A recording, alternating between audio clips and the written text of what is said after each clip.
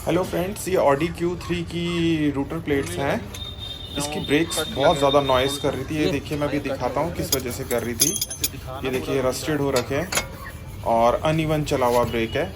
ये अगर आप time to time brake service नहीं कराएंगे तो ये प्रॉब्लम आ जाती है। तो जब भी आप अपनी गाड़ी की सर्विसिंग कराएं तो जहाँ भी मैकेनिक से कराएं उनको बोलिए ब्रेक सर्विस ज़रूर कर दें।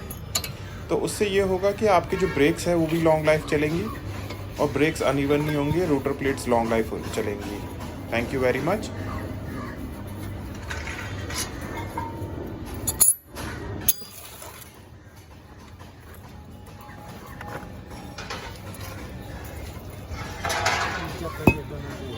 दिया उसको। हाँ, दे आओ।